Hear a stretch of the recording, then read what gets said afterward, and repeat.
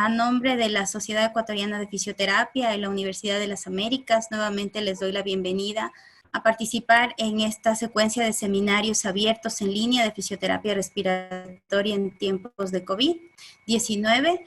Es un evento académico que lo llevamos adelante gracias a la gestión de la Comisión Académica de la SEP, Telesalud, Telefisioterapia, UDLA. Hoy vamos a presentar el seminario denominado Intervención Fisioterapéutica Respiratoria en Pacientes con COVID-19 en la Unidad de Cuidados Intensivos.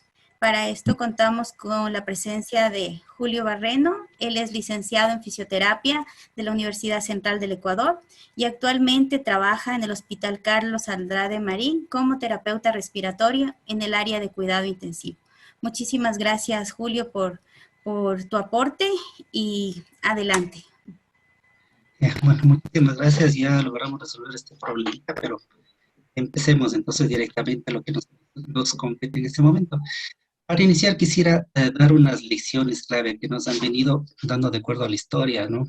Tenemos que desde 1918 la pandemia de la influenza de H1N1 se cobró la vida de 50 millones de personas, o 50 millones de personas a nivel mundial, que eso en ese entonces fue la población mundial.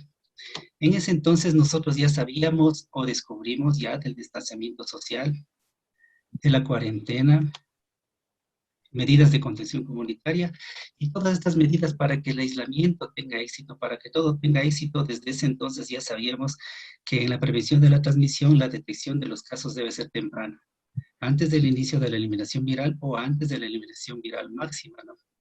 Estas son lecciones que nosotros hemos tenido ya hace 100 años y deberíamos haberlas puesto en clave. En este momento, bueno, no vamos a discutir si hicieron bien, no hicieron bien, nos atrasamos, nos adelantamos, estamos igual que otros países y todo. Lo importante ahora es que estamos enfrentando en este momento esta pandemia. Y en nuestro país particularmente ha sido bastante grave, ¿verdad? No quiero decir que nuestro país estuvo peor que otros, ni mejor que otros. En este momento esta pandemia se la puede identificar a nivel mundial. No se sabe el comportamiento. Como saben, entonces es un virus nuevo. Todo el mundo estamos aprendiendo de él ahora. Y el nombre que le han dado es el SARS-CoV-2. Es un síndrome de respiración aguda severa. Este virus con este nombre ha provocado la enfermedad de COVID-19, que es muy, muy popular ahora. Me gustaría primero empezar a conocer al virus, porque depende de eso nosotros vamos a dar los protocolos y la manera en que nosotros vamos a poder luchar contra este virus. Ha sido muy importante los aportes que nos han dado de los países que ya han pasado la etapa que nosotros estamos pasando, como son China, España, Italia. Esos aportes de ellos han sido muy, muy importantes para nosotros poder seguir los pasos que ellos hicieron, los errores que ellos hicieron, no poder cometerlos nosotros y de esa manera poder tratar de la mejor manera con los insumos que nosotros tenemos ahora, ¿verdad? Entonces sería conocer este virus del 31 de diciembre de 2019.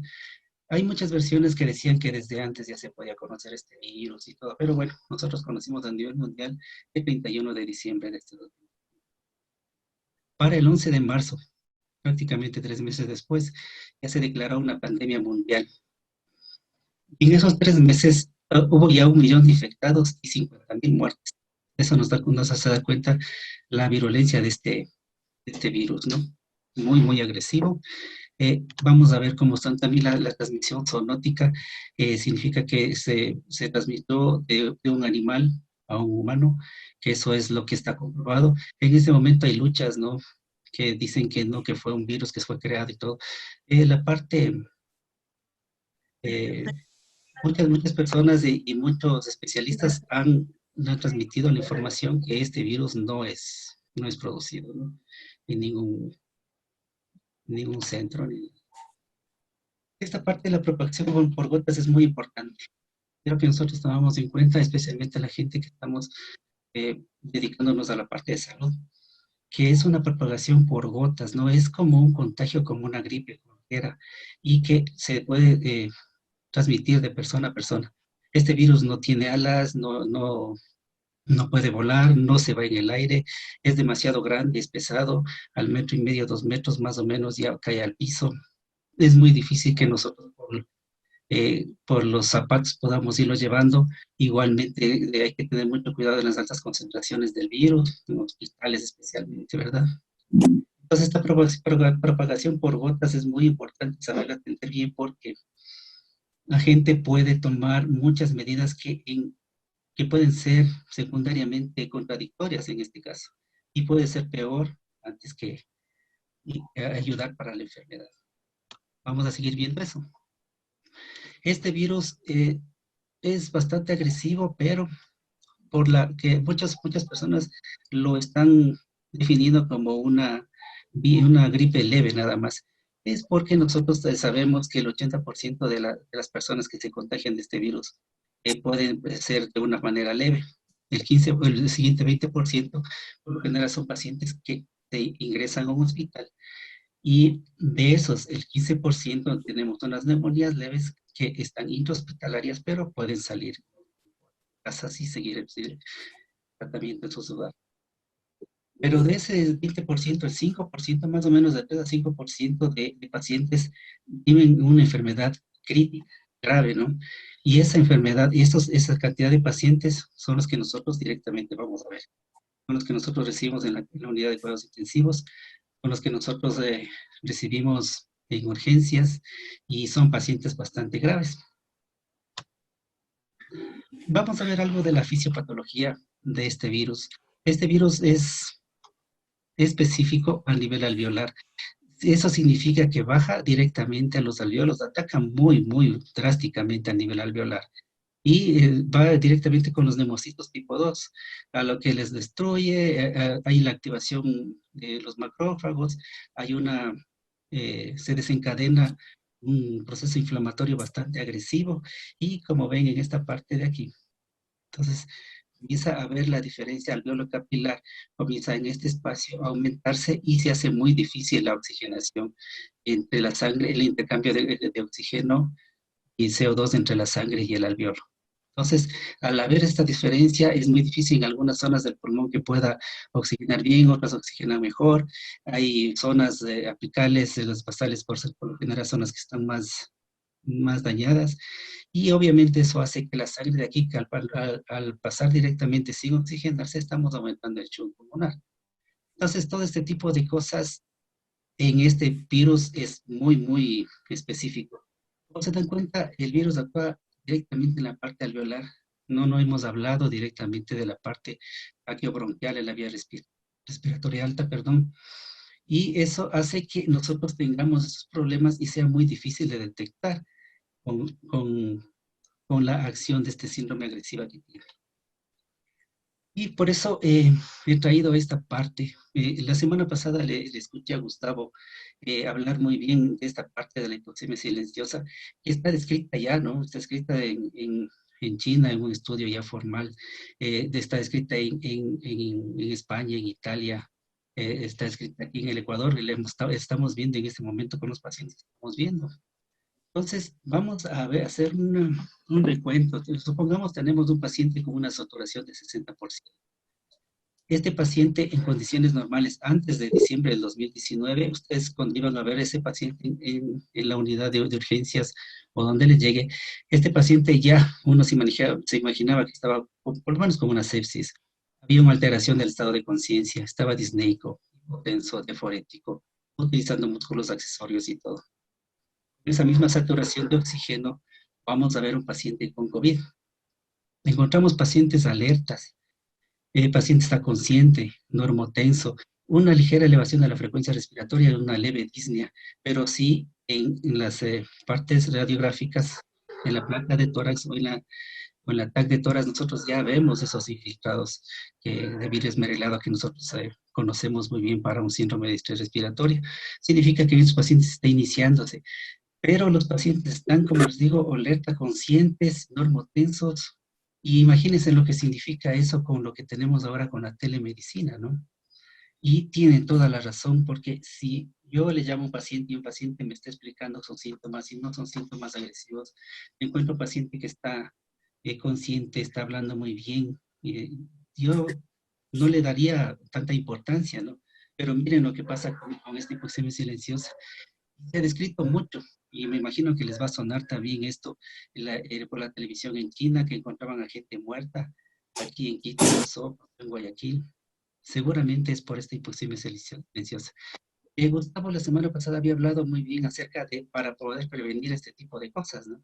Y es muy, muy importante tener en cuenta este consejo que dio Gustavo. Nosotros de la parte médica que estamos manejando podemos manejar tranquilamente los oxímetros de pulso, que es una de las mejores formas y de la forma más sencilla, más barata, bueno, moderadamente barata aquí en nuestro país, para poder controlar eso. Si nosotros podemos detectar tempranamente esta hipoxemia, nosotros podemos mejorar esta atención. La descripción china dice que cuando encontramos a pacientes que están con saturaciones sobre el 90%, son los pacientes que nosotros deberíamos actuar inmediatamente y poder salvarlos. Cuando encontramos pacientes con saturaciones menos del 90%, podemos, la cantidad de pacientes que se pueden morir sube o se eleva drásticamente hasta el 50%. Entonces, esa es una manera muy, muy dura de expresar acerca de esta hipoxemia silenciosa. Entonces, lo que vemos aquí en esta hipoxemia es la disnea, ¿no? Es un síntoma tardío. Nosotros normalmente a los pacientes que tenemos, con nosotros que nos estamos manejando procesos respiratorios o pacientes respiratorios, lo primero que vemos es el patrón respiratorio del paciente, cómo está manejando la mecánica pulmonar, la disnea específicamente. Pero si tú encuentras a un paciente que no tiene ningún síntoma de disnea, ningún tipo de respiratoria, puedes obviar incluso algunos exámenes básicos que podría hacerse. Y eso es lo que nos está pasando y nos ha pasado y pasó en China, pasó en Europa, pero ahora nosotros ya lo conocemos y tenemos que tomar en cuenta y evitar esto. Ahora, ¿por qué es lo que pasa? ¿Por qué pasa esta hipoxemia silenciosa? ¿Por qué en estos pacientes COVID tienen este tipo de síntomas, de signos? No son normales para los pacientes que nosotros veíamos. Específicamente los pacientes no COVID, se supone, para que pase una saturación de estas ya tiene que haber una infección de fondo, una bacteremia, una neumonía, eh, una sepsis o cualquier tipo de proceso que esté provocando alguna alteración y una disminución en su saturación. Es un proceso que nosotros normalmente lo veíamos. Ahora con estos pacientes, miren lo que está pasando, ¿verdad? Entonces, ¿por qué? ¿Por qué pasa esto? Entonces, Gatinoni, el doctor español y sus colaboradores ya presentaron estos fenotipos, ¿no? Estos fenotipos L, fenotipo H, que son ahora conocidos, eh, que podemos encontrar el fenotipo L, que se caracteriza por una baja elastancia, o sea, muy baja resistencia, una buena distensibilidad o normal, significa que están con una compliance muy bien, está casi normal, y con un volumen pulmonar normal. Una relación ventilación-percusión con una baja pérdida de regulación de presión. O sea, está habiendo alteraciones en este momento en estos pacientes, pero que no son perceptibles. Un vasopeso pulmonar o moderadamente aumentado. Hay opacidades en vidrio esmerilado, que esa es una de las características, ¿no? Cuando vemos a esos pacientes que no tienen ningún síntoma, es muy difícil que nosotros podamos mandar a hacer un examen tomográfico, que es bastante caro y que supuestamente no nos va a servir, pero miren lo que pasa aquí. Ya en estos pacientes encontramos opacidades de vidrio esmerilado pleurales y obviamente una baja reclutabilidad. O sea, su parte pulmonar está estable, está bien, hay buena expansión, buena entrada de aire, el volumen minuto está bien, levemente subida la frecuencia respiratoria, pero miren, está saturando 60% ya. Y el fenotipo H, que este es un fenotipo ya en pacientes prácticamente con SDRA, ¿no? Aumento de la elastancia, o sea, la resistencia ya muy alta, disminución de la compliance, el volumen pulmonar, aumento del shunt derecha izquierda, aumento del peso pulmonar, obviamente por aumento de líquidos y obviamente alta reclutabilidad. Estos son los pacientes específicos que nosotros los conocíamos en un síndrome de distrés respiratorio, con ese tipo de placa, ese tipo de tomografía, que nosotros lo manejábamos prácticamente solo con ventilación mecánica y con otras maniobras específicas que vamos a ir hablando. Ahora, Gatinoni nos está sugiriendo, ¿no? Cómo poder tratar este tipo de pacientes. Tengo que aclarar que este fenotipo L, fenotipo H, no significa que nos vengan pacientes específicamente con el fenotipo L y terminan con fenotipo L, o que vienen solo con el fenotipo H, ¿no? Significa que el fenotipo L puede desencadenar o puede progresar a llegar a ser un tipo H.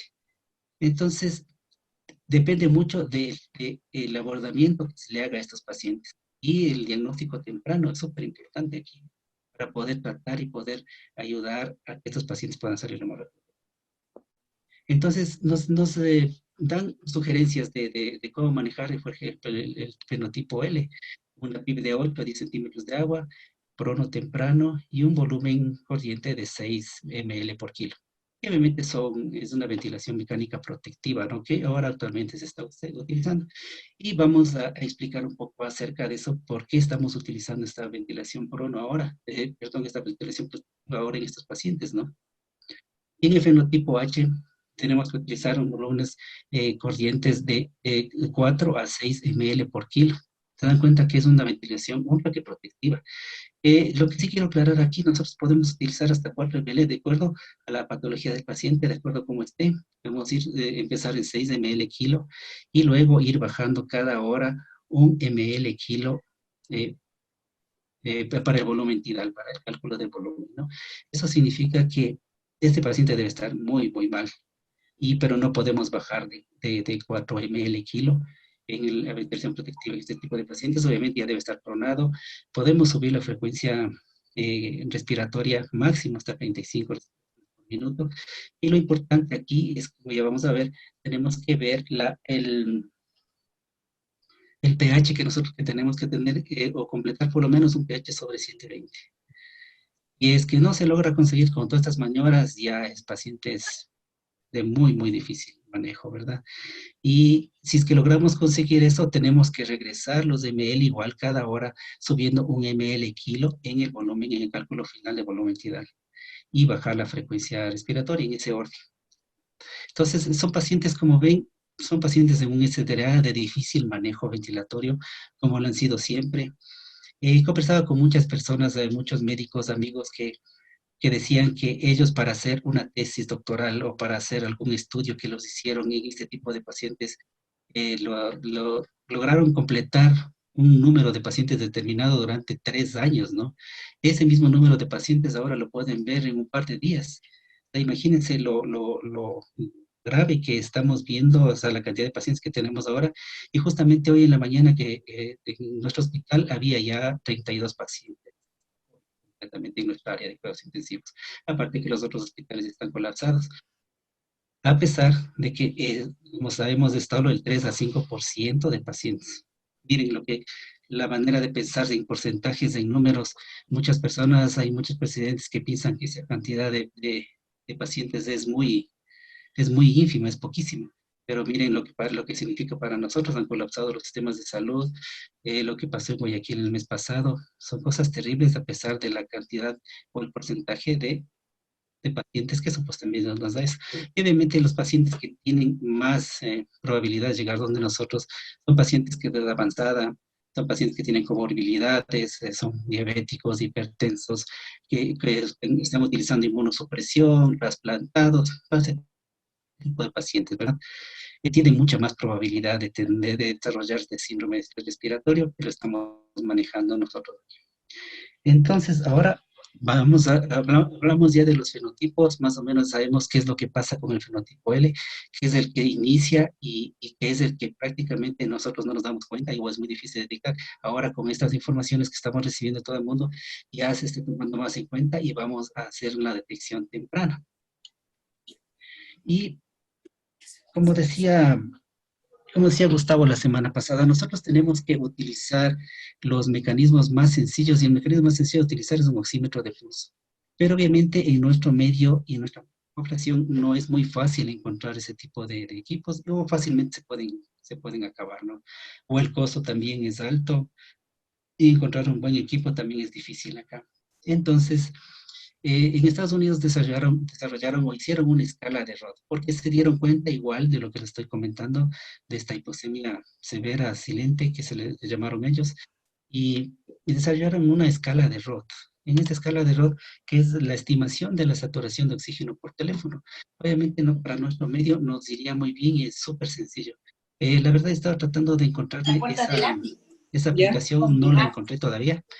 Y pero ya y esta aplicación es una estimación exclusiva por teléfono. Por eso yo dije, podemos ver, súper simple. Sí, lo único que nos piden es contener la respiración durante 30 segundos, ¿no? Llegar al pico inspiratorio y contar de 1 al 30 y ver hasta dónde llegamos. La manera de interpretar, perdón, hay un poco de sonido, vamos a quitarlos. ¿Se les da veneno o se los lleva a los chinos, digo? Ya, perdón. ¿Sí me escuchan? Correcto, Julio, por favor, continúa. Entonces, la idea de la escala de Roth para poder controlar esto es respirar, contener la respiración en la inspiración profunda durante 30 segundos. ¿Cómo interpretamos eso? Entonces, contener la respiración durante 30 segundos. Y si es que la persona tiene o puede contener la respiración por más de 7 segundos, nosotros interpretamos como que tiene una oximetría mayor a 90%. Si la persona tiene o no puede contener, puede contener menos de 7 segundos, se puede interpretar como una saturación menos del 90%. Y esa sería la forma principal para nosotros darnos cuenta que el paciente ya puede estar empezando a tener algún tipo de insuficiencia respiratoria silente que no se puede dar cuenta. Es el momento de empezar a hacer las pruebas o mandar al paciente directamente a un centro de salud para poder hacer los controles necesarios. Como ven, es una escala muy simple de ver y podemos hacerlo todo, ¿no? Y les comento que a todos en este momento deberíamos tener ya por lo menos los oxímetros siempre y con saturaciones menores, así el paciente le vea perfectamente bien, pues tomar en cuenta esto. Cuando vemos un síndrome de distrés respiratorio grave, bueno, este concepto del baby long ya ha estado utilizado desde hace muchísimos años, ¿no? Y es básicamente optimizar la ventilación en las partes pulmonares que no están tomadas por el. Y obviamente eso nos dice que nosotros podemos ventilar a un paciente con el peso de un niño de 5 a 6 años. Obviamente nosotros tenemos acá, en esta placa, como se dan cuenta, aquí las partes apicales son las únicas que tenemos ventilarse, esa es la única parte de pulmón que no está tomado, ¿verdad? Aquí algo en las bases. Pero estas partes apicales son las que nosotros tenemos que optimizar con la ventilación, como dice aquí la parte de baby long. Y eso significa que estamos utilizando, obviamente, una ventilación protectiva de 4 a 6 ml kilo específica. Entonces, solo les puse esta diapositiva para poder entender más bien por qué específicamente nosotros tenemos que utilizar este tipo de ventilación y para evitar también el estrés, el strange y todos los problemas que provoca la ventilación mecánica, que lo hemos sabido siempre, ¿no? La ventilación mecánica provoca por lo general más mal. Angelito, ¿cómo vas? Muchas personas están pensando que el paciente ya está empezando a ventilarse. Ya con eso nosotros sabemos que el paciente se va a curar. Chicas, es un concepto muy errado, ¿no? El paciente que entra a ventilación mecánica es un paciente que está muy, muy crítico y que, claro, es lo último que tenemos nosotros para poder mantener este paciente. Vamos, justamente de eso quisiera hablar un poquito del billing, ¿no? Del daño provocado por la ventilación mecánica, o sea, la injuria pulmonar provocada por la ventilación mecánica. Es muy... Nosotros ahora sabemos mucho acerca de esto y vamos a hablar primero de volutrauma, ¿no? Cuando empezamos con las ventilaciones mecánicas hace muchos años, más o menos alrededor de los 80, 70, 80, los médicos intensivistas lo que querían conseguir con la ventilación mecánica es conseguir una buena oximetría, no mejorar la hipoxemia. Y al mejorar la hipoxemia, ¿qué hicieron ellos? Dar volumen. En el momento que das volúmenes altos, controlabas perfectamente la hipoxemia, pero provocabas un daño pulmonar generalizado en todos los campos pulmonares alveolares. Y eso se denominó volutrauma, ¿no? Y empezamos con eso. Bueno, posteriormente los médicos se dieron cuenta que empezamos a ver en las gasometrías, en los gases arteriales, la hipercapnia. Quisieron controlar el CO2. Obviamente todavía no se manejaban los niveles de PIB también ahora, entonces para poder controlar el CO2, ¿qué hicieron? Aumentar presiones, aumentar frecuencia respiratoria y provocaban unas presiones altas en la vía aérea que provocaban daños por lo general. Buenas noches. Neumomediastinos, y eso era típico. Me acuerdo en ese entonces que también empezaba yo a ver este tipo de pacientes y estaba entrando en la unidad de cuidados intensivos, estaba recién graduado. Era típico ver a todos los pacientes que tenían un tubo torácico. Ya el tubo torácico venía por defecto por la ventilación mecánica.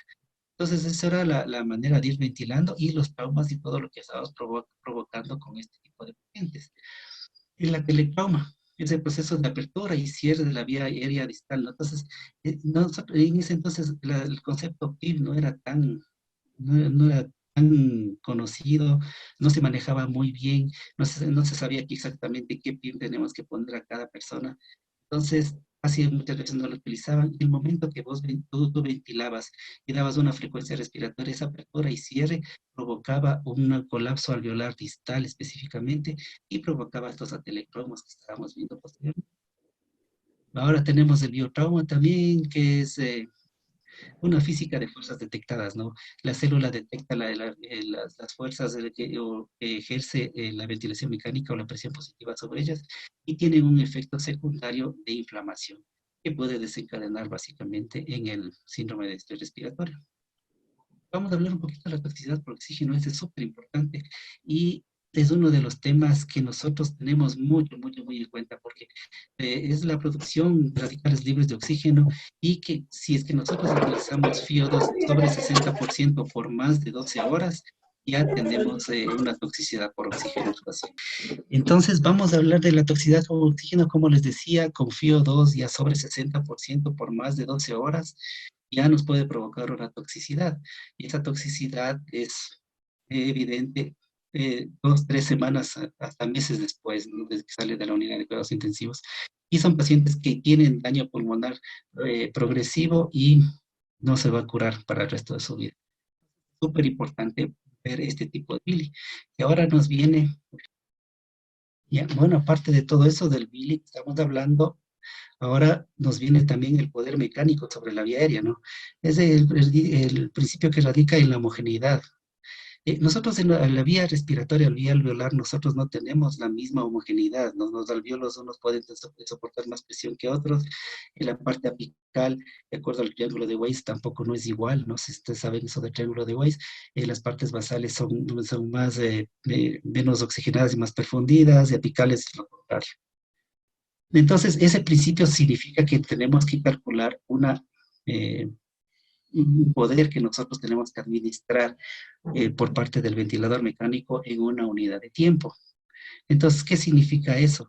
Que ha querido medir el poder, o sea, el que está provocando sobre la vía aérea con una pequeña fórmula, que como ven aquí no es tan pequeña, no es bastante complicada la fórmula, y de acuerdo a eso se han visto eh, casos de pacientes que sí hay incidencia en el poder mecánico. Hicieron un estudio en una cierta cantidad de pacientes en modos ventilatorios, por ejemplo, en modo espontáneo, hicieron un estudio y encontraron que había un poder de 6.9 joules por minuto, ¿no? Pero en cambio hicieron el mismo estudio en una cantidad similar de pacientes en modo ventilatorio controlado y el poder mecánico que ejercía sobre ellos era 18.49 joules por minuto. Entonces imagínense lo que está haciendo solo el cambio de ventilación mecánica para el modo ventilatorio nada más de nuestros pacientes y el poder mecánico que está también provocando un BILI en nuestra piel. Entonces yo les quería hablar bastante sobre esto de la ventilación mecánica, el BILI, que nosotros sabemos y hemos sabido toda la vida que es lo que nos está provocando todos los procesos. La ventilación mecánica no es perfecta. Poco a poco, de acuerdo a cómo va evolucionando la tecnología a nivel mundial, hemos estado viendo que va mejorando, pero hasta ahora no vemos perfecta y es más, estamos encontrando muchas otras signos que nos dicen que seguimos provocando cada vez más daño. Bueno, un poco menos que antes, ¿no? Pero de todas maneras es un daño que estamos provocando. Y me interesaba mucho que ustedes repasar un poco esto porque es muy importante, de acuerdo a eso, nosotros sabemos qué es lo que tenemos que hacer con nuestros pacientes. Cuando calculamos el peso ideal, como ya sabemos las fórmulas que tenemos, ¿no? Para hombres, 50 más 0.91 más altura en centímetros menos 152.4. Como les decía, el cálculo del peso ideal es es definitivo aquí porque vamos a manejar volúmenes pequeños, ¿no? Entre 4 y 6 ml kilo. Y es muy importante tener el peso ideal, no el real, obviamente, ¿no? Porque tenemos pacientes que tienen un peso real muy alto y esos pacientes no podemos ventilarles con volúmenes demasiado altos. Es más, el pulmón no crece mientras la persona aumenta de peso, mejor se achica y tiene más problemas. Entonces, tenemos que calcular específicamente, de acuerdo a la estatura del paciente, el peso ideal que él tiene. Y vamos a manejar con volúmenes bajos, ¿no? Una ventilación protectiva, como ya habíamos explicado, y una presión plateo o meseta de menor de 30 centímetros de agua. Importante eso, ¿no? Esto no es negociable. Son códigos que nosotros tenemos que hacerlo siempre. Y la presión de conducción o la driving pressure tiene que ser menor a 15 centímetros de agua. ¿Sí? Obvio, necesitamos una capnografía. La monitorización capnográfica es súper importante en estos pacientes porque al manejar volúmenes tidales pequeños en la parte protectiva vamos a provocar una hipercapnia permisiva. Pero de esa hipercapnia tenemos que ir controlando el CO2 que nosotros estamos produciendo, ¿verdad? En este paciente. Al final he puesto para hablar de la PIP. La PIP con SDRA leve o moderada, bueno, son sugerencias que nos hacen a nosotros aquí. Pero no es una regla. Aquí todo lo que estamos conversando, aquí todo lo que hemos visto, como les digo, es un virus nuevo que todo el mundo estamos aprendiendo. Entonces, no es una regla específica de que esto se va a hacer exclusivamente con estos pacientes. Son simplemente algunas sugerencias que, de acuerdo a lo que ha pasado en otros países, a lo que ellos han tenido, las experiencias que ellos han tenido, nosotros estamos aprovechándolas, pero no siempre son las reales. Y eso nos hemos dado cuenta en el momento que nosotros estamos viendo los pacientes con COVID en nuestra unidad, ¿no? Pero de todas maneras nos dicen que el SDRA leve o moderado se puede manejar entre 5 y 10 centímetros de agua y en SDRA grave entre 10 y 16 centímetros de agua. Y obviamente después se puede empezar a la titulación, ¿no? He puesto esa titulación de PIB porque nosotros las maniobras de reclutamiento pulmonar es con todo lo que acabamos de conversar acerca del BIL y todo eso, el peso, la ventilación protectiva en este tipo de pacientes, el SDRA, es muy difícil que nosotros provocamos ese daño en la vía aérea. Entonces, la titulación de PIB por lo general se hace con maniobras de reclutamiento pulmonar. Nosotros estamos evitando, no les digo que no lo hacemos, digo que estamos evitando al máximo utilizar y provocar ese daño terrible que nosotros podemos provocar en la vía aérea de estos pacientes. Cuando sabemos que en el tipo L es un pulmón que no tiene daño, el pulmón está prácticamente bien, ¿sí? Entonces, bueno, aquí queremos hablar ahorita solo de las pruebas diagnósticas. Y en este tipo de la presión de la PIP que nosotros estamos viendo, perdón. Como les decía, tenemos que hacer una titulación muy específica y tenemos que individualizar a cada paciente. No todos los pacientes, como ustedes saben, son iguales. Incluso en este virus, con lo que estamos viendo, no todos los pacientes también se desencadenan un SDRA, un subtipo tipo H, solo con las comorbilidades que nosotros vimos. Saben que nosotros estamos viendo ahora pacientes jóvenes de menos de 45 años y sin nada de comorbilidades que no están desarrollando este tipo de síndrome de estrés respiratorio. ¿Por qué? Todavía no lo sabemos. Hay que seguir estudiando, hay que seguir viendo los procesos con los pacientes y nada, en este momento tenemos que seguir tratando de salvar la vida. Las pruebas diagnósticas para el SARS-CoV-2 que provoca la enfermedad de COVID-19, ¿no? De las típicas que nosotros sabemos del PCR en tiempo real, basada en sondas Talman y que son fluorescentes. Este tipo de prueba es específico para el SARS-CoV-2. Y tenemos las pruebas rápidas, que son la IgM y IgG, que son muy específicas. Y la IgM especialmente es muy, muy útil en los 5 primeros días. Y la IgG es muy útil desde el 10º día en adelante, ¿no? Entonces, nosotros tenemos que saber exactamente cuándo nosotros tenemos que utilizar cada una de las pruebas, que ya vamos a ver adelante. Bueno, vamos a empezar ahora específicamente en lo que es la aerosolización. Es un mecanismo que nosotros, en este tipo de pacientes, obviamente, como saben, nosotros tenemos el contagio por gotas en esos pacientes. Entonces, la aerosolización en estos pacientes al máximo nosotros tenemos que evitar.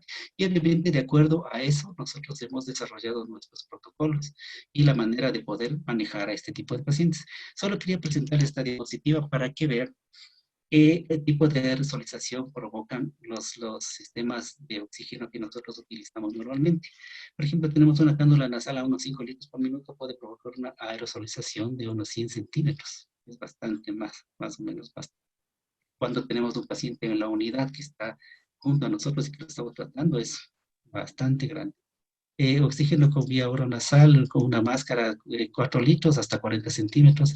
La Venturi con una fianza de 40%, 23 centímetros. Oxígeno con máscara de no reinhalación, miren, está con un porcentaje de aerosolización menor de 10 centímetros. CPAP, la vía con interfaces oronasales, nasales, la cánula de alto flujo. De acuerdo al flujo que utilicemos nosotros de la cánula de alto flujo, sí nos puede dar hasta 62 centímetros de aerosolización. Pero de acuerdo a esto, como estamos viendo, nosotros vemos lo más seguro para evitar esto es la utilización de las máscaras de no inhalación y obviamente las oxígenas de cánula nasal de bajo flujo que no superen los 2-3 litros por minuto. Entonces, en ese tipo de contexto, nosotros evitamos la aerosolización en pacientes que nosotros estamos tratando, ¿no? Que obviamente nosotros tenemos muchos pacientes, la carga viral en esa parte del hospital que nosotros estamos es muy alta y tenemos que cuidar al máximo todo lo que pueda hacer, que puede provocar una contaminación entre el personal de salud. Entonces, la evolución del COVID, este cuadro me pareció súper interesante, ¿no? Son las etapas de la etapa viral, la etapa de inicio de SARS, la se va con hipercoagulabilidad, la etapa trombofílica y autoinmune, que ya es una etapa que ya no es viral, ¿no? Ya no está actuando el virus, pero ya está orgánica provocando la parte autoinmune, provocando el daño, y que puede llegar al síndrome de estrés respiratorio, que nosotros estamos, la multiorgánica que estamos viendo específica. Entonces aquí lo interesante que le vi, bueno, las etapas de severidad y todo, y la utilización del PCR, ¿no? Que como vemos, que dura 14 días específicamente, pero en el primer y segundo día es poco específico, en el segundo y tercero mejor, y en el de tercero hasta el séptimo, octavo, noveno días es bastante efectivo. Después del 10.º día ya comienza a bajar y pues llega a la negatividad a partir del 14.º día. Entonces, los IgM, que es negativo, o sea, este tipo de IgM es en los primeros días hasta el 7.º día, que por lo general es cuando se empiezan a ver los síntomas. Es muy poco específico en el 8.º día, moderado en el 9.º, 10.º día y bastante específico. Es en el 10.º y 13.º día, hasta el 14.º día. Puede ir bajando de ahí la especificidad hasta que da negativo a partir del 19 día, más o menos. Entonces, con esto nosotros nos estamos dando cuenta cuándo no vamos a utilizar este tipo de pruebas que nosotros tenemos diagnósticas. Para nosotros, para el personal de salud, lo específico serían las pruebas rápidas, ¿no? Porque el PCR no quisiéramos saber qué tenemos, pero sí por lo menos saber que estamos produciendo. Y si es que encontramos unas IgG ya altas, pues es una muy buena cosa para nosotros. Vamos a ver ahora específicamente qué es lo que hacemos. Entonces, nosotros como terapeutas respiratorios en la unidad de cuidados intensivos y de áreas críticas en especial, pues nosotros estamos trabajando en todas las áreas críticas del Hospital Andrés Marín, que es donde yo trabajo ya desde hace algunos años. Estamos atendiendo a toda la parte crítica de niños y adultos. En este momento, con esta pandemia, nos hemos dedicado casi exclusivamente solo a pacientes COVID. Nuestra unidad actualmente cuenta con 10 habitaciones con presión negativa, con intercambio de aire cada 20 minutos, o sea, todo lo que nosotros necesitamos para poder tratar este tipo de pacientes con enfermedades infectocontagiosas. Pero son solo 10 habitaciones que tuvimos y la capacidad máxima que nosotros tenemos es de 35 pacientes. Y obviamente los otros pacientes están fuera de las unidades y como ya la cantidad de pacientes va aumentando, estamos recibiéndolos a los pacientes fuera. Cuando ya recibimos el paciente 11º, ya la unidad completamente se cerró. Le clausuramos y se hizo una unidad exclusivamente para el paciente COVID. y todas las personas que entran ahí tienen que utilizar los equipos de protección personal de cuarto nivel, que ya vamos a ver de qué se trata eso. Pero les quería enseñar este aerosol box, es que es un aditamento que nos dieron a nosotros muy, muy, muy útil, que nos hicieron nuestros ingenieros en el hospital y con las especificaciones que nosotros les pedimos, les, eh, les dimos dimensiones y todo y nos hicieron. Le veo que es súper útil. Como ven, tiene solo unos agujeros en la parte donde va el médico y dos agujeros laterales para la enfermera y el fisioterapeuta que está asistiendo para intubaciones, para toma de muestras, para extubaciones, para transporte, ¿no? Porque cuando ya no lo utilizamos esos agujeros, hay unos plásticos que se cubren posterior y le cierran herméticamente la aerosol box. Súper útil para evitar las aerosolizaciones. Entonces, gracias a los ingenieros que nos hicieron, ese rato propusimos que nos den haciendo, ya aprobamos las primeras y nos van a entregar ya un contingente de por lo menos 10 más, que eso va a ser muy útil para el trabajo que nosotros realizamos adentro. Entonces vamos a ver qué es lo que nosotros hacemos. Como les decía, nosotros en cada unidad, cada hospital tiene su manera específica de tratar a sus pacientes y de acuerdo a cómo se ha manejado, tiene su manera de desarrollar sus protocolos de acuerdo a la enfermedad. Lo que les voy a comentar es lo que nosotros hacemos. Nosotros en la unidad, específicamente la parte de terapia respiratoria, está encargada de todo lo que es ventilación mecánica. Nosotros nos encargamos de todos los ventiladores de transporte, los ventiladores estáticos, y tenemos 5 tipos de ventiladores. Tenemos que manejarlos completamente todos. Nosotros somos los que tenemos que dejar programados, seteados a los pacientes de acuerdo al peso. Ya sabemos el paciente cómo llega y le seteamos de acuerdo al peso. En estos tipos de pacientes también ya le seteamos y recibimos al paciente con eso. Nosotros le recibimos siempre con el equipo multidisciplinario que está una enfermera, el médico, el terapista respiratorio y un auxiliar. Básicamente los 4. Entonces, en nuestra unidad, lo que sí nosotros tenemos y es una regla que nosotros tenemos es que todo el personal que ingresa a la zona COVID tiene que utilizar todos los elementos de protección personal nivel 4. Justamente como está mi compañera aquí abajo. Entonces tiene que tener toda la protección para poder entrar al área COVID. Y luego, cuando nosotros estamos en área COVID, aparte del nivel 4, tenemos que utilizar una bata y guantes. Obviamente para el nivel 4 debemos utilizar doble guante. Para entrar a ver a cada paciente tenemos que utilizar una bata descartable y otros guantes encima y claro, el lavado de manos, higiene de manos y todo eso sobre los guantes que estamos usando, ¿verdad? Entonces, esas son las precauciones que nosotros tenemos en la unidad. Y tengo que agradecer hasta ahora, nosotros en la unidad siempre nos han dado todo lo que necesitamos a todos y estamos entrando desde la señora de limpieza, que para nosotros es muy, muy importante ahí adentro, el médico tratante, estamos recibiendo todos los equipos de protección personal. Y les comento que en nuestra unidad, en cuidados intensivos, estamos con 0 contagios, ¿no? No tenemos ninguna persona que se ha contagiado toda la unidad con esta enfermedad terrible que está pasando. Entonces, como les decía, tampoco no se usará ventilación mecánica no invasiva. Obviamente, este tipo de ventilación mecánica nosotros sabemos que puede provocar tremendas cantidades de aerolización. Por más técnicos que sea, por más experiencia que cualquier terapista o cualquier médico tenga, siempre va a haber fugas. Es más, los ventiladores que vienen ahora con el modo de ventilación mecánica no invasiva vienen con una alta probabilidad de proteger la fuga. O sea, nos vienen con correcciones de fuga de desde 50, 60, 70%, porque se han dado cuenta que esa fuga, a pesar de que tenga la mejor técnica, o las interfaces, que ese es terrible, las interfaces que tenemos, por más caras que sean, igual a nosotros nos da unas más, otras menos, pero siempre nos da también una aerosolización terrible. Entonces, justamente por eso, en este tipo de pacientes no vamos a utilizar ventilación mecánica. Esa es la que está directamente a cargo nuestro. Nosotros nos encargamos de todo, exclusivamente de la ventilación mecánica desde el inicio hasta el final, el seteo, la programación de ventilador y ver qué tipo de ventilación el paciente necesita. Y tampoco la cánula de alto flujo. Y esta cánula de alto flujo es también, como vimos, provoca aerosolización. Y los informes que nosotros tenemos en España específicamente es que no tuvieron tanta efectividad Solo de 70 pacientes, solo 7 nada más les fue bien y no lograron que no se intuben los pacientes y que salgan del hospital sin necesidad de ventilación mecánica ni de UCI. Por lo menos de UCI críticos, no estuvieron en intermedios. Pero esta cánula de flujo supuestamente son para pacientes específicos con hipoxemia severa, ¿no? Que podría hacer que nosotros pensemos que es el equipo ideal para estos pacientes. Pero hemos visto que no, o sea, nosotros con estos equipos podemos manejar una alta concentración de oxígeno si lo queremos, pero los pacientes para utilizar este equipo no necesitan oxígeno, lo que necesitan es flujo.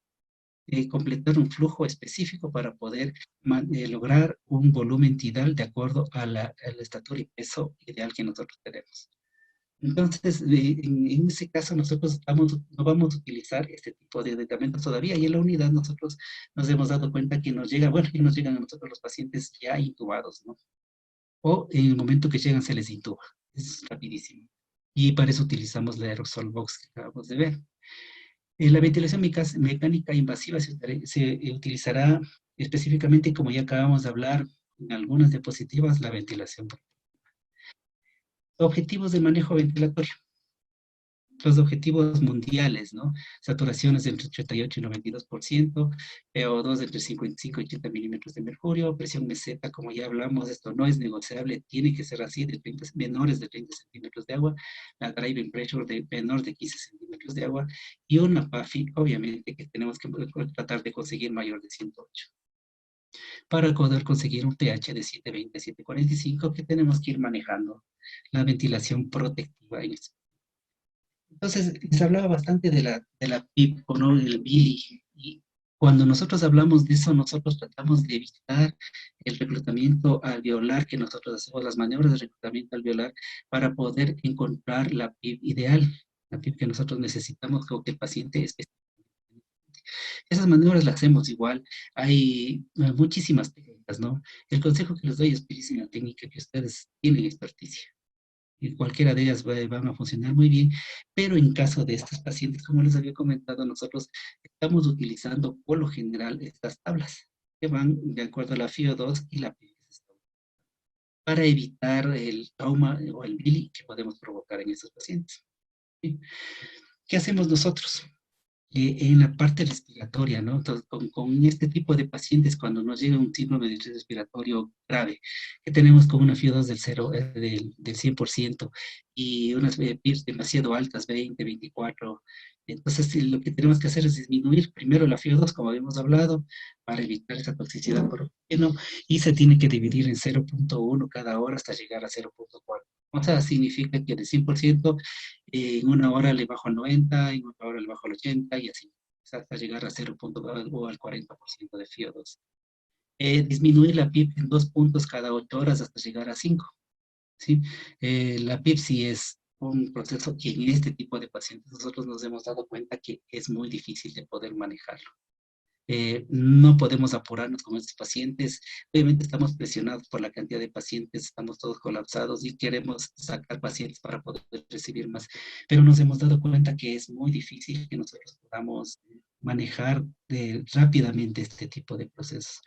No es un buen consejo apurarnos con esto, porque se nos logramos reintubar a las 24 horas y tenemos mucho más. Obviamente no se nebuliza este tipo de pacientes. Lo que hemos llegado a hacer es llegar a hacer inhalaciones y nada más con estos pacientes, y es que tenemos el MDI o el equipo específico para realizarlos, pero está negada la nebulización hasta ahora. Como les digo, este tipo de procesos, estos protocolos que nosotros vamos desarrollando, los hemos ido desarrollando desde una semana antes de empezar a recibir a los pacientes COVID, ¿no? Y eso, les cuento así, fue una semana terrible, ¿no? Fue de esperar a ver qué pasa. Están inundados por todas las noticias de China, de Europa, qué es lo que nos iba a pasar a nosotros. Ahora que estamos ya en contacto con estos pacientes ya prácticamente un mes, entonces más de un mes, ¿no? Entonces significa que ya sabemos cómo manejarles, seguimos aprendiendo y está un poco más, entre comillas, relajado para nosotros, pero no es así, ¿no?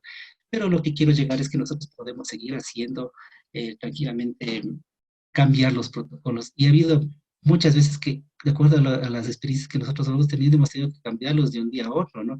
Porque es un virus nuevo, nosotros recién estamos aprendiendo, como les decía, y hay muchas quejas, claro, obviamente, de mis colegas, de los colegas médicos, de las enfermeras, que se cambia de un rato a otro, pero es porque ese tipo de cosas se tienen que hacer sobre la marcha.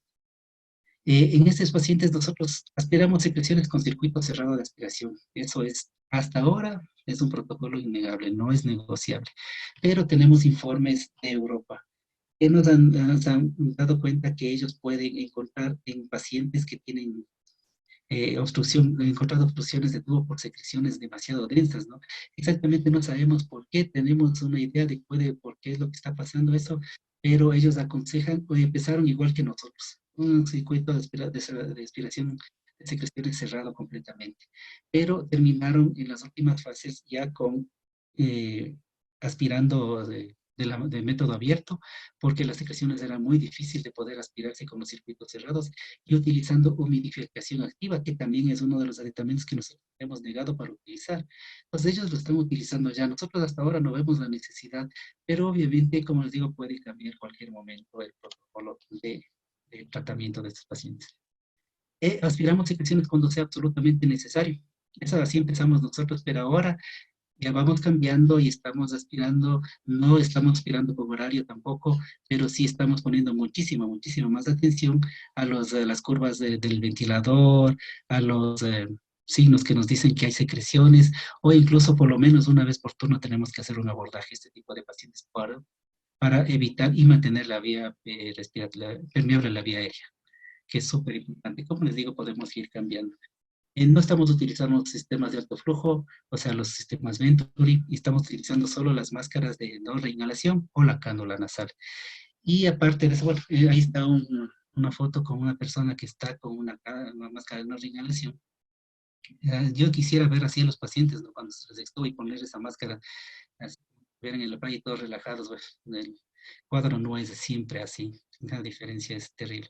Pero bueno, quería ponerles esa mascarilla porque nosotros con esto nos damos cuenta que ya el paciente salió de la ventilación mecánica y es un avance terrible para nosotros, ¿no? Es muy bueno. Y aparte de eso, como les decía, sobre la máscara de no reinhalación o la cánula nasal, nosotros ponemos una mascarilla quirúrgica para evitar o reducir al máximo la aerolización. Y ustedes tienen que darse cuenta y saben obviamente que los pacientes que ya están extubados, con un paciente tengo ventilado, intubado, con circuito cerrado, tengo una aerolización muy mínima. A lo menos si controlo el neumotaponador a las presiones de 25 centímetros de agua permanentemente, que lo estamos haciendo para evitar aerolizaciones. Pero si es que estos pacientes que ya están extubados son mucho más aerolizadores que los pacientes que están intubados. Entonces tenemos que bajar al máximo el riesgo que nosotros podemos tener, a pesar que tenemos cuando tenemos un paciente ventilado, nosotros estamos utilizando un filtro antibacteriales en la rama inspiratoria y en la rama expiratoria, para protección del paciente, para protección del ventilador y para protección de los profesionales de la salud que están junto al paciente, ¿verdad? Y aparte tenemos los filtros HME, incluso tenemos una protección extra porque tenemos los HMF, los filtros higroscópicos como filtro también. Entonces, todas esas precauciones las hemos tomado y la verdad nos ha ido hasta ahora muy bien. Estas son sugerencias, no son, cada hospital, como les digo, cada cual tiene su experticia y son cosas que nosotros estamos haciendo y la sugerencia nuestra es utilizar lo que nosotros hacemos o por lo menos que ustedes conozcan lo que estamos haciendo y cómo nos está yendo con este tipo de procesos, ¿no? Entonces, para nosotros poder cambiar filtros, para poder pronar o despronar un paciente, para realizar procedimientos específicos como toma de muestras, el cambio de zonas de circuito cerrado y todo ese tipo de cosas, nosotros siempre hacemos el clampeo del tubo endocardial. Y utilizamos la aerosol box que están viendo ahí en la foto. Entonces, tenemos que evitar al máximo la aerolización. Ustedes saben que con la movilización de los pacientes, el neumotaponador puede disminuir la presión que tiene y eso puede provocar, mientras le estás dando vuelta al paciente para pronarle una aerolización y que te va a ir directamente en la cara porque nosotros estamos en la cabecera del paciente. Nosotros manejamos todo lo que es la vía aérea, evitamos que el tubo vaya a salirse, manejamos la ventilación mecánica. Entonces, para hacer este tipo de procedimientos, lo que nosotros hacemos es llegar al pico inspiratorio o, o llegar a la presión inspiratoria máxima, de que nos está dando la presión positiva con el ventilador mecánico. En ese momento clampeamos, apagamos el ventilador y hacemos el procedimiento. O le pronamos o lo despronamos o hacemos cualquier procedimiento que tengamos que hacer. Obviamente tiene que estar todo bien y calculado y hacerlo rápido, ¿no? Porque no puede tardarse más de 10, 15 segundos la despronación. Otra vez desclampear el tubo y inmediatamente prender la ventilación mecánica. Entonces son procedimientos bastante complicados que hacemos, pero con la experticia que se va teniendo ya se va haciendo más fácil y siempre tenemos que estar por lo menos entre 5 personas, ¿no?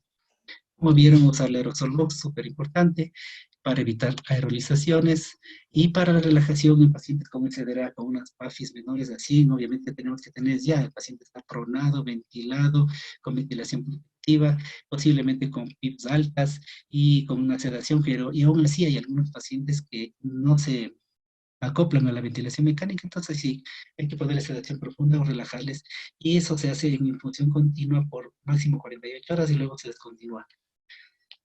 Eso es lo que pensábamos nosotros en el protocolo que se iba desarrollando, pero ahora nos hemos dado cuenta que podemos tener pronados a pacientes incluso hasta 3 semanas, que eso nunca lo habíamos visto, ¿no?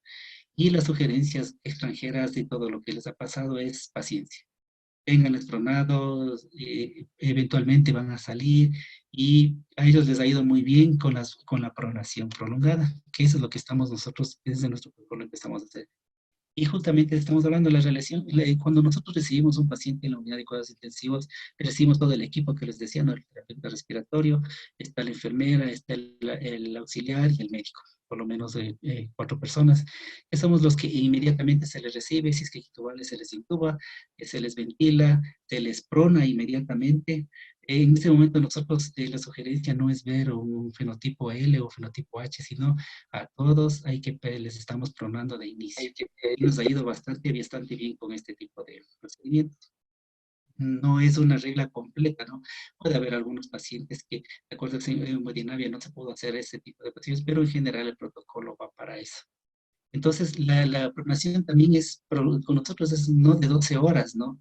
Hemos estado haciendo pronación prolongada.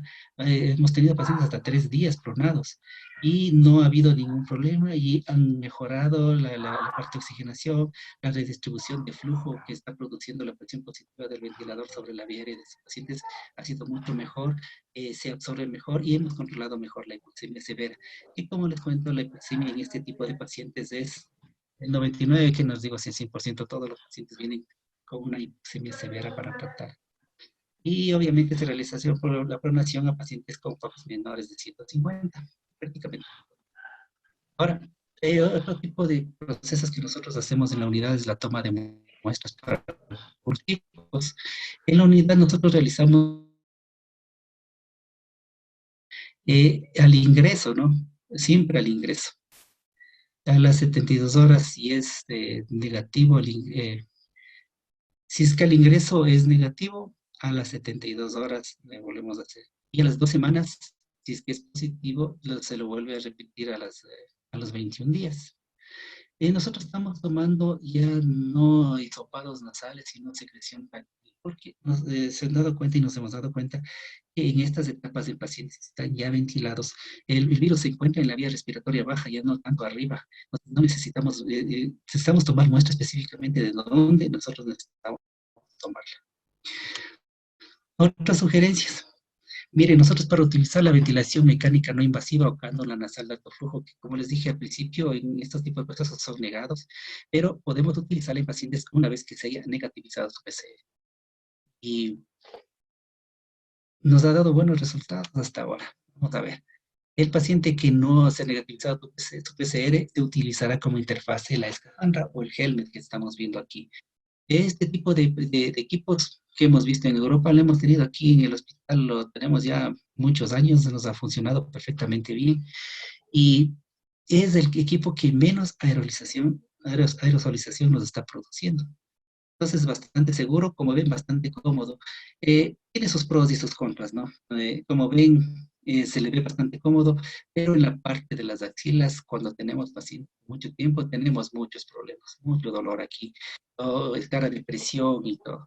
Esa es la parte más sensible de estos pacientes para la comodidad, pero en cambio para la respiración va perfecto. Lo malo de este equipo es que nosotros no podemos monitorizarlo bien, porque para la monitorización, ustedes como ven, es un volumen, un espacio muerto demasiado grande. Y para calcular eso, el equipo nos calcula sobre 1000, por lo menos 1 litro más de su volumen que ellos manejan normalmente. Entonces, nosotros no sabemos exactamente cómo estamos monitorizando a este paciente, pero lo que sí sabemos es que la comodidad en ellos es extrema. Estos equipos antes de COVID lo estábamos utilizando para pacientes que nosotros sabíamos que se iban a quedar con ventilación mecánica no invasiva por largo tiempo. O sea, tenemos equipos que con las interfaces utilizadas para horas, otros para días, y estos por lo general utilizábamos para semanas, ¿no? Si es que veíamos pacientes, específicamente pacientes con enfermedades pulmonares obstructivas crónicas de difícil destete, sabíamos que con este equipo iban a pasar mucho, mucho tiempo y eso es lo que pasaba.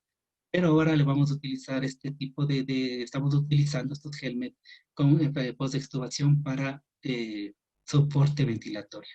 En un inicio estábamos pensando para poder precautelar y evitar que haya una reintubación, porque como saben, estos pacientes con PCDA es de muy difícil extubación, de muy difícil winning, ¿no? Entonces estamos utilizando estos equipos para post-extubación en pacientes que nosotros vemos que vayan a necesitar. Y eso sí se puede evaluar. Y otra cosa que nosotros hacemos e intervenimos directamente aquí en la unidad de cuidados intensivos es la liberación de la ventilación mecánica. Es un proceso bastante difícil, ¿no? La liberación de la ventilación mecánica en estos pacientes es muy, muy complicado, de mucha paciencia y hay que tener en cuenta muchos aspectos. Y lo primero, nosotros que tenemos que ver que tenemos que tener un paciente en modos espontáneos con una presión de soporte de 7 centímetros de agua, una PIP de 5 centímetros de agua y una FiO2 baja, ¿no? De 0.30, 0.40, 0.35 es lo que nosotros deberíamos utilizar. Entonces, cuando tenemos a un paciente en estas condiciones, lo que podemos hacer es empezar a hacer muy bien la extubación porque ya es un paciente que está con una presión de soporte muy bajo. Eh, eh, ¿Cómo sabemos nosotros la presión de soporte mínima que nosotros tenemos? Bueno, hemos visto que muchas personas bajan a 5, 4. Entonces, nosotros tenemos que poner la presión de soporte necesaria para poder vencer la resistencia de la vía aérea artificial que está produciendo sobre la vía aérea. En otras palabras, que tenemos que poner la presión de soporte mínima es igual al diámetro del tubo. Entonces, con eso nosotros nos aseguramos que el ventilador lo único que está haciendo es ayudando al paciente a vencer la resistencia de la vía aérea artificial. Y el paciente está haciendo absolutamente todo lo demás, ¿no? Entonces, es una manera de poder nosotros evaluar eso. Pero también nosotros podemos poner el tubo T, que por lo general se pone a 8 litros por minuto, con una FiO2 de 0,40%, FiO2 al 40%, y o el valor que se indique, ¿no? Puede ser más, puede ser menos, de lo posible, yo siempre trato de poner 30-25%, o se pone un 5% más de la FiO2 que estuvo en ventilación.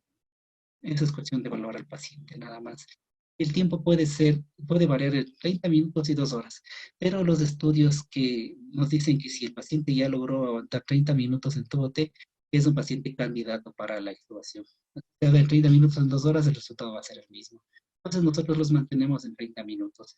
Hacemos una prueba gasométrica, hacemos gases, ver cómo está, y si es que la gasometría es buena, pues empezamos al winning de destete, que no todavía podemos extubar inmediatamente, ¿no? Entonces, para eso nosotros en la unidad nosotros tenemos unos predictores de extubación. Estos predictores, hay infinidad de predictores de extubación que nosotros podemos utilizar. En nuestra unidad, a nosotros nos ha ido bastante, bastante bien con estos 3 predictores. Hemos tratado, no hemos visto la necesidad de incluir más predictores, pero y hemos estudiado algunos más, pero si nosotros estamos manejándonos bien con estos predictores nos va bastante bien y los manejamos bien y hemos tenido experticia con ellos, entonces el consejo es no, en este tipo de pacientes por lo menos no estar experimentando, no manejen con lo que ustedes sean expertos. No se pongámonos a inventar nada con estos pacientes, por favor. Entonces, lo que tenemos los predictores son el test el FRBT o Yantobin, es bastante conocido, hace muchísimo tiempo, muchísimos años, es bastante conocido, y cuando nos da menor de 60 minutos por litro, en tiempo por litro, que se supone que tiene que ser, entonces esta prueba de respiración superficial es positiva para extubación. ¿A qué se refiere este tipo de pruebas? Este tipo de pruebas se refiere a la relación que existe entre la frecuencia respiratoria y el volumen tidal de cada paciente. Obviamente son inversamente proporcionales los dos. Si la frecuencia respiratoria aumenta, pues el volumen tidal tiene que bajar. Y en eso se refiere este índice de predicción de extubación. Si nosotros tenemos un índice muy alto, significa que el paciente está taquimédico, tiene unas frecuencias respiratorias muy altas y está movilizando en cada respiración un volumen tidal muy bajo de lo que él debería tener de acuerdo a su estatura y peso ideal. Entonces, tenemos que ver que este paciente va a tener una falla en la extubación. Pero si tenemos predictores que nos dicen que tiene en menos de 60 minutos por litro, significa que es un buen predictor para poder, sabemos que el paciente puede extubar. Hay maneras de poder calcular bueno, yo un poquito a la antigua, yo tengo mucho más seguridad con el respirómetro de Ray, ¿no? Es un manómetro que nosotros lo utilizamos, conectamos al paciente y manualmente estamos calculando el volumen minuto, la frecuencia respiratoria durante un minuto y de acuerdo a eso encontramos el volumen tidal y hacemos la división de la frecuencia con volumen tidal y saco el índice manualmente, no hacemos los cálculos así. Pero ahora todos los ventiladores de última generación ya nos vienen con este índice, que tienen diferentes nombres, pero es exactamente lo mismo, ¿no? El SBI, el RSBI, de acuerdo a cada ventilador, funciona. Pero lo que sí nosotros tenemos que tomar en cuenta, porque en ese caso tenemos que tener al paciente conectado al ventilador, es que tenemos que tener al paciente con una PIB de 5 por lo menos y una presión de soporte de 0. La FiO2 no interviene aquí, pero siempre el soporte tiene que ser de 0 para que la medición del ventilador sea la correcta para poder nosotros evaluar bien este índice.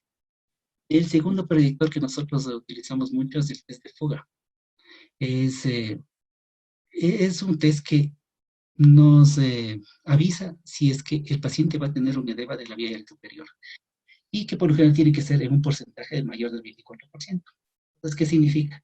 Que nosotros, como tenemos al paciente con una vía artificial y con el VAC inflado, lo que tenemos que hacer es desinflar el VAC y ver qué cantidad de aire fuga por los lados de este tubo endotraqueal de la vía artificial.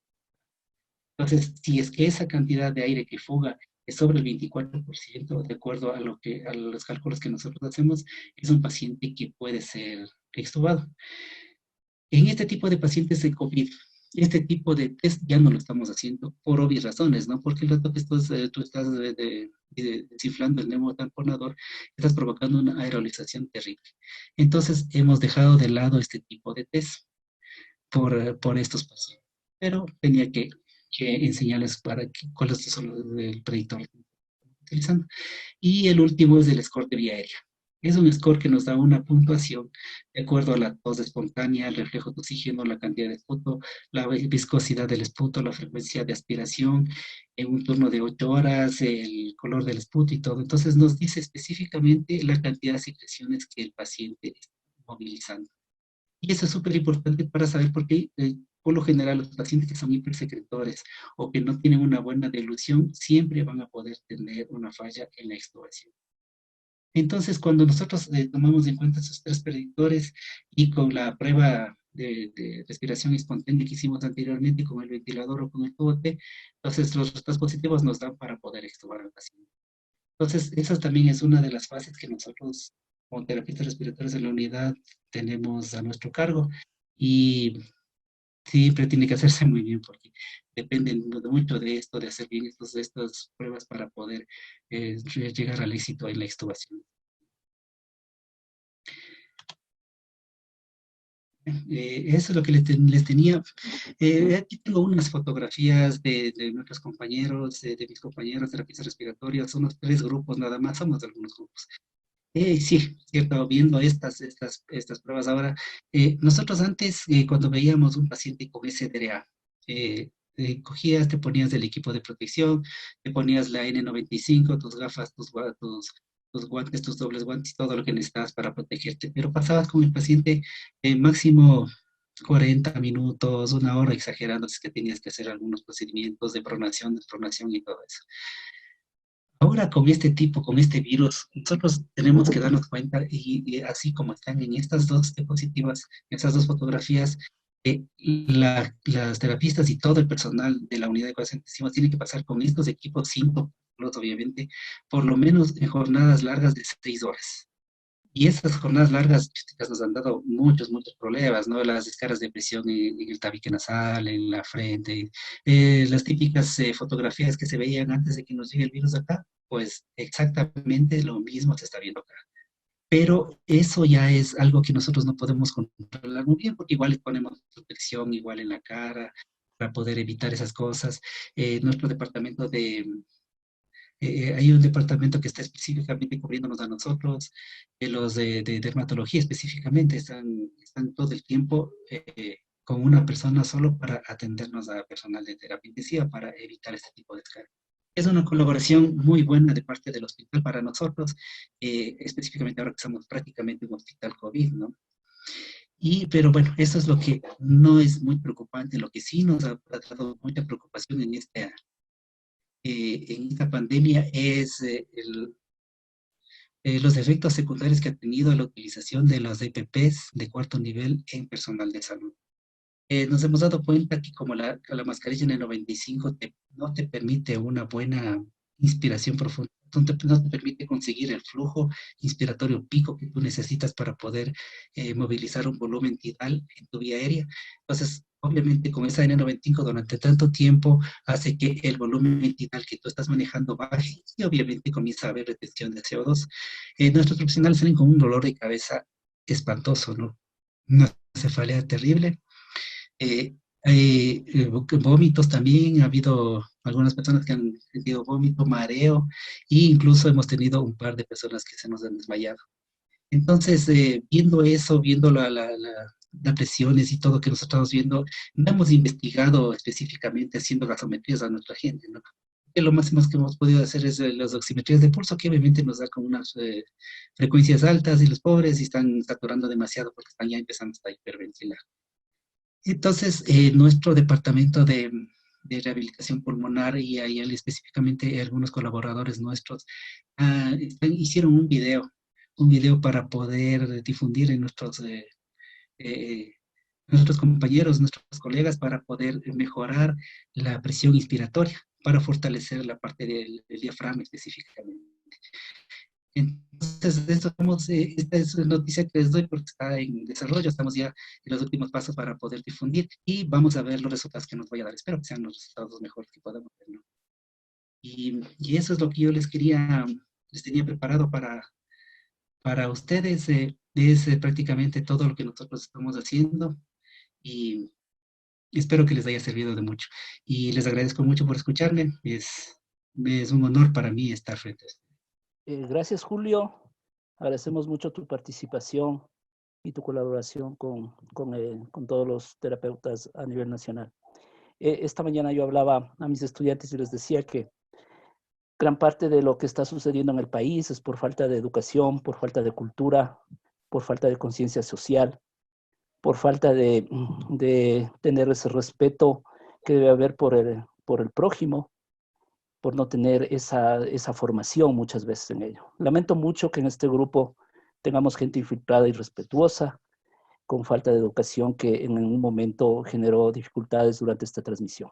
Estamos tratando de identificarlos, ya de hecho lo están haciendo a través de sus IP de acceso a este teleseminario y serán evidentemente bloqueados, pidiendo las disculpas respectivas a todos el resto de los asistentes a esta conferencia excelente que Julio nos ha participado. Muchas gracias, Julio. Gracias al equipo de trabajo. Por favor, al llegar a todos ellos, los que están trabajando en el Hospital Seguro específicamente. Y también un saludo a todos los que están ahora, fisioterapeutas respiratorios, trabajando en esto. Voy a pedirle a Berito, entiendo que hay algunas preguntas, de hecho, algunas ya me has respondido, Julio, por lo que le estaba poniendo en el chat, pero le voy a pedir a Berito, por favor, que si puede coordinar las preguntas que están en el chat y si tiene alguien que hacerlo de una forma a través del micrófono, creo que también lo podríamos ver siempre y cuando lo Verito lo coordine. Un abrazo para todos y gracias, Julio, nuevamente. Un gusto, Marcelo. Encantado.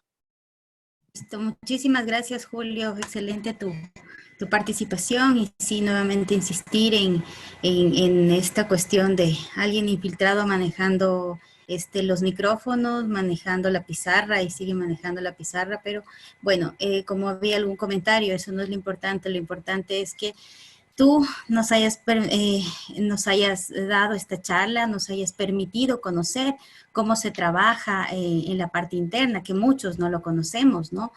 Para mí ha sido muy importante conocer esta relación que existe entre ustedes, el paciente, el manejo interno y la valentía que tienen ustedes para poder trabajar y salir adelante en esto. Entonces, muchas gracias y felicitaciones y te transmito en el chat, hay varios comentarios positivos a tu trabajo, a todo el equipo. Hay una pregunta acerca sobre si el helmet, ¿qué tan recomendable es? Sabes que nosotros, ese tipo, como les comentaba, el GenMed es una interfase que no tiene una buena monitorización para nosotros, pero en cambio nos da muy buenos resultados en pacientes con enfermedades obstructivas crónicas, ¿no? Que se puede utilizar en bastante, con muchos en días por lo general. Es muy cómodo, pero la monitorización muy mala. Nosotros, como te cuento, nosotros antes utilizamos esos equipos para pacientes que van a estar en largo tiempo con mecánica para evitar las zonas de presión que nos dan las otras interfaces como la total phase, la nasobucal, la full phase y todo ese tipo de todos te provocan presión en piel y te provoca escaras de presión. Pero este tipo de helmet va muy bien y lo principal y lo que nos ayuda muchísimo en pacientes COVID para post-extubados o para tratamiento previo a la unidad de cuidados intensivos es que no tiene aerolización y la comodidad. Hemos visto mucho de la utilización de estos helmets en Europa, específicamente en Italia. Y estos equipos, como te decía, nosotros los tenemos aquí hace mucho tiempo y lo estamos utilizando, ya tenemos experiencia y expertise en eso y nos ha ido bastante bien. Para este tipo de pacientes, y sí aconsejo utilizar, si es que necesitas irremediablemente utilizar ventilación mecánica no invasiva, utilicen el helmet, porque los otros sistemas no son tan seguros para nosotros.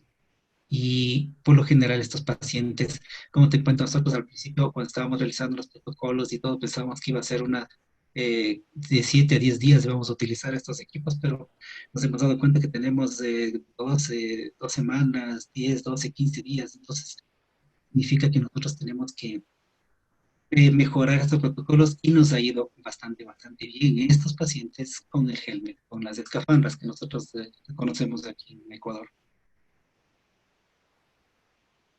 Perfecto. Otra pregunta es, ¿por cuánto tiempo se mantiene el paciente pronado? Mira, esa es una muy buena pregunta y es una pregunta que nosotros al principio pensábamos que no iban a ser más de 5 días. Nosotros cuando teníamos un paciente con ventilación, con síndrome de distrés respiratorio, con SDA, teníamos que tener al paciente pronado, alternándose por 12 horas, 18 horas, hasta 3 días.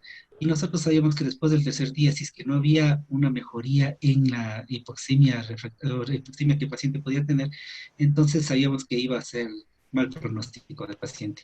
En los pacientes nos damos cuenta que podemos tenerlos y tengo informes europeos que utilizan la pronación hasta 3 semanas.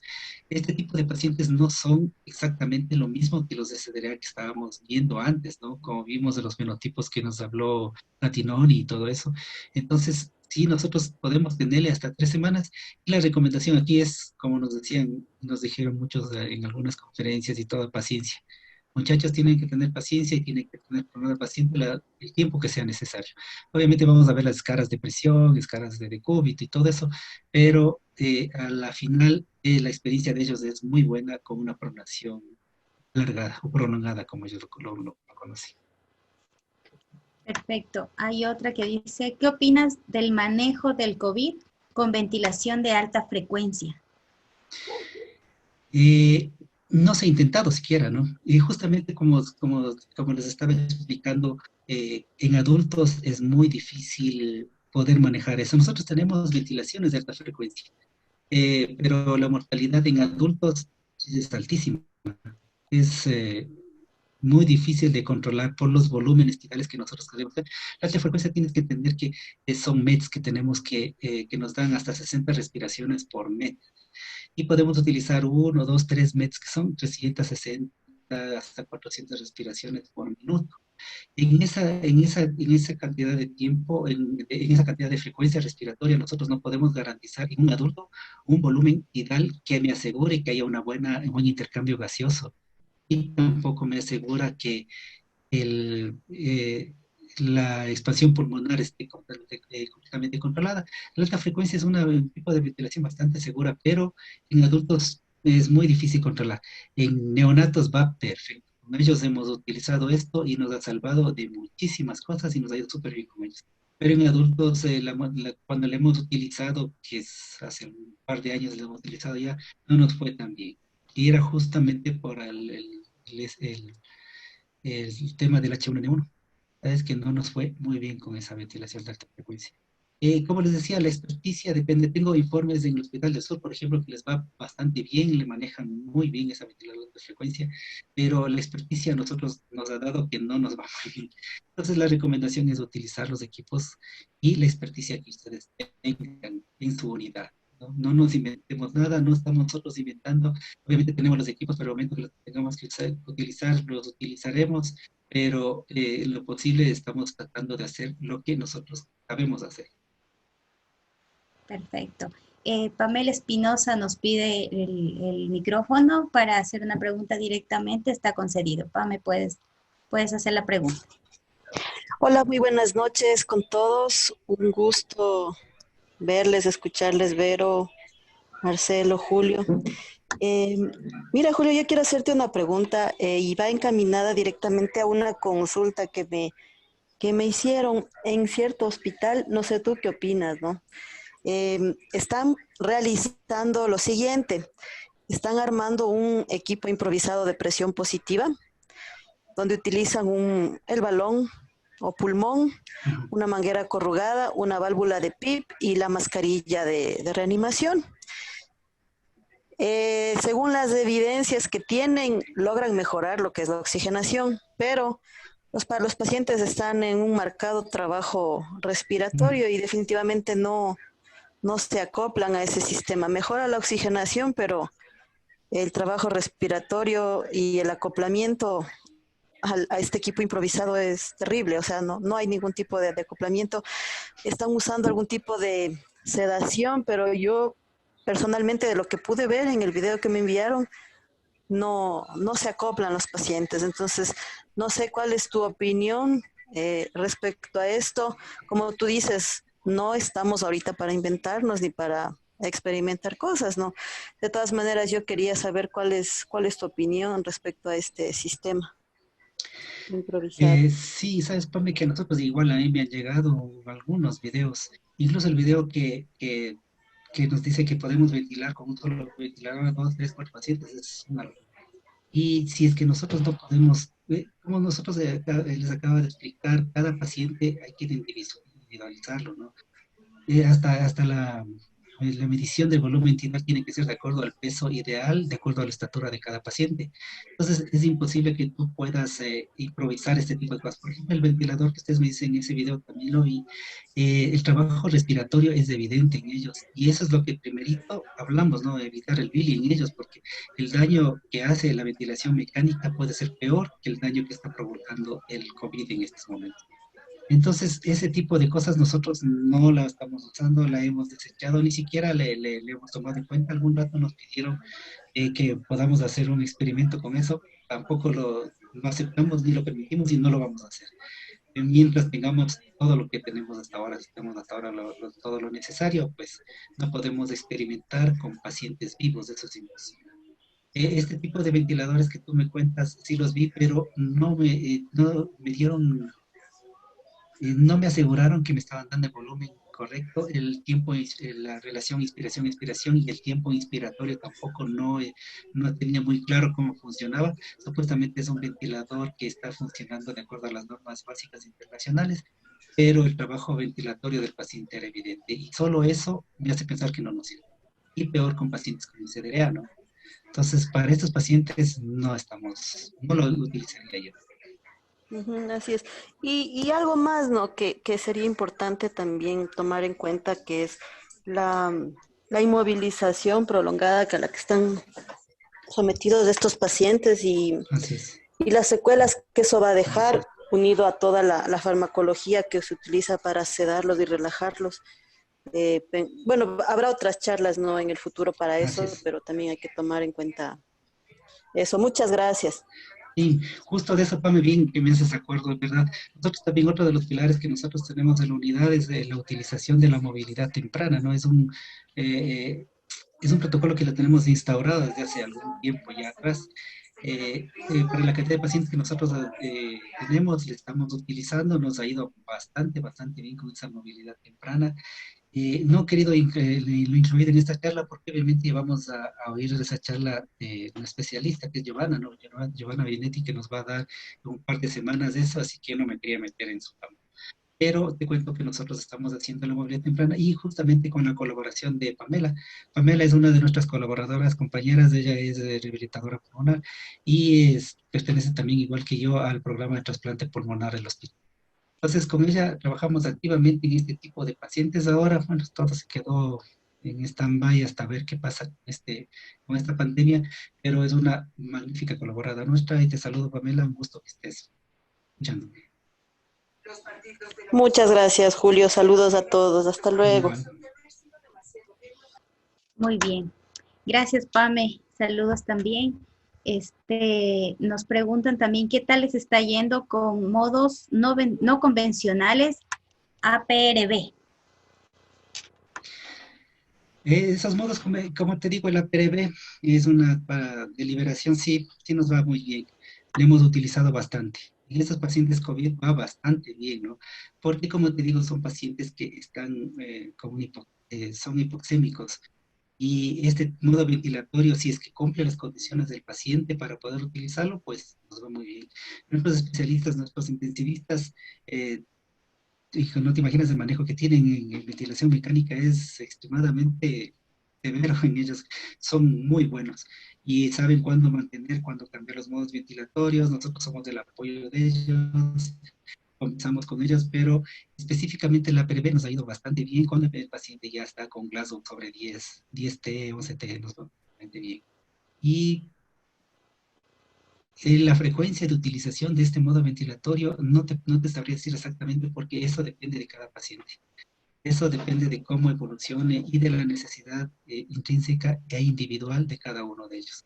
Pero es un modo ventilatorio muy bueno para nosotros. Lo conocemos bastante bien. Perfecto. Hay una pregunta que toca a la parte académica y creo conveniente hacerla.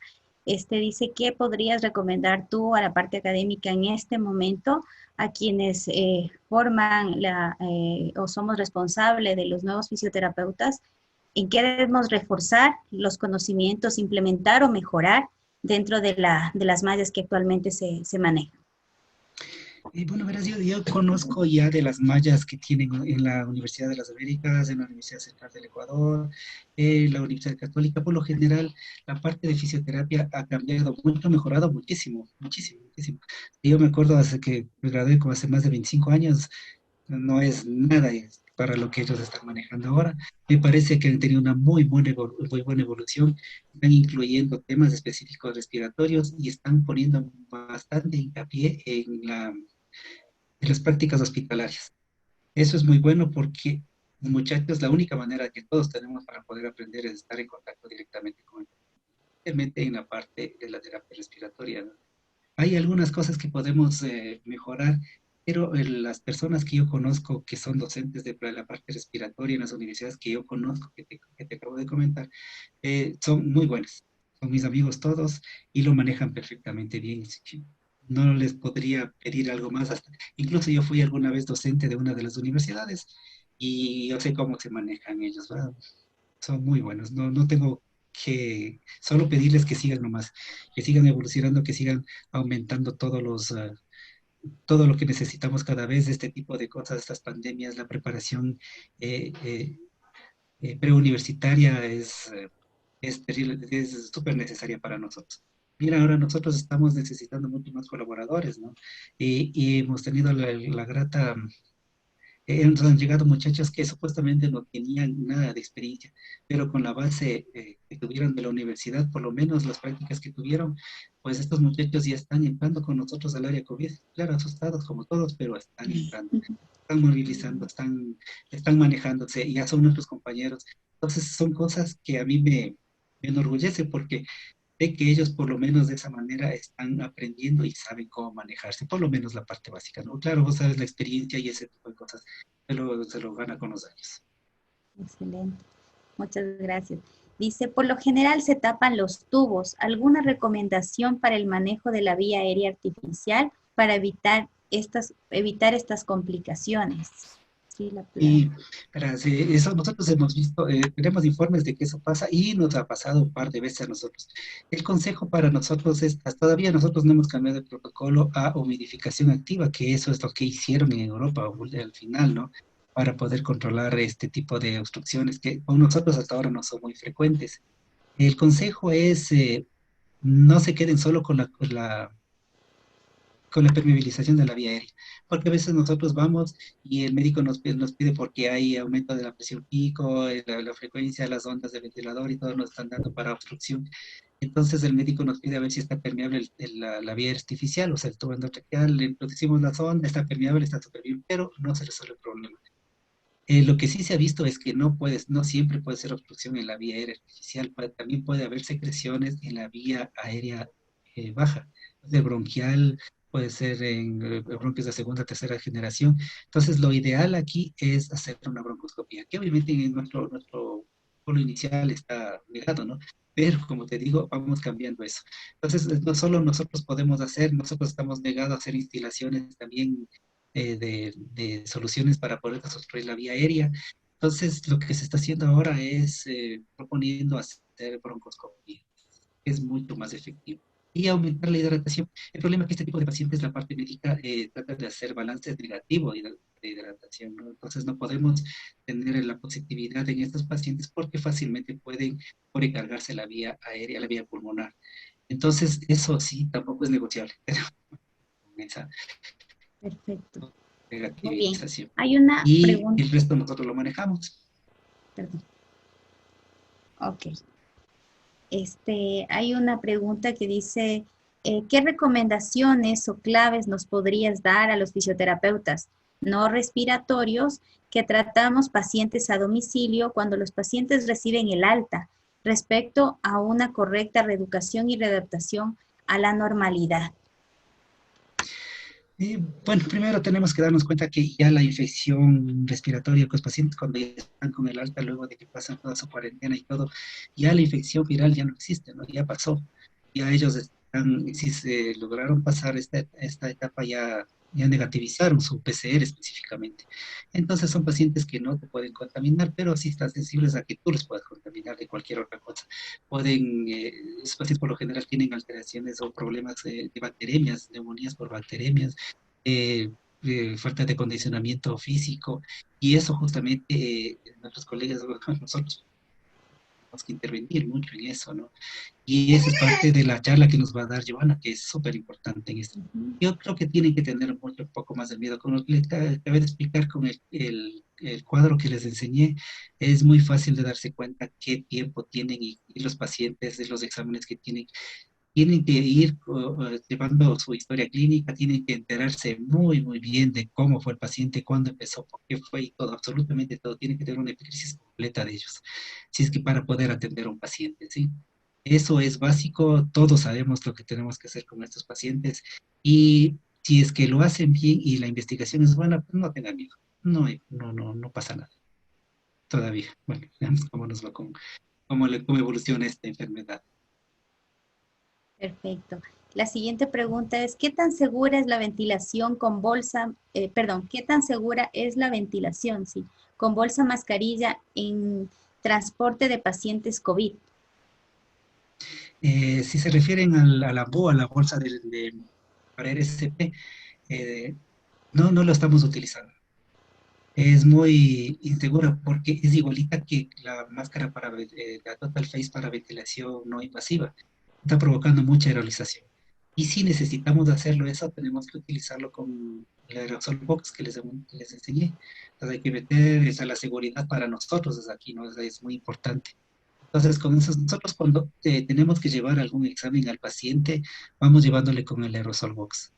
Ponemos encima y con eso nos aseguramos que si con el movimiento, el ascensor y todo eso para llegar al tomógrafo, pasarle al tomógrafo puede hacer que se desinfle un poco el nuevo taponador. Siempre tenemos que andar llevando un endotest también para poder controlar la presión del balón, del nuevo taponador y asegurarnos de eso. Pero nosotros no utilizamos, por lo general, y si lo utilizamos, si necesita el paciente, obviamente, lo hacemos con las protecciones necesarias.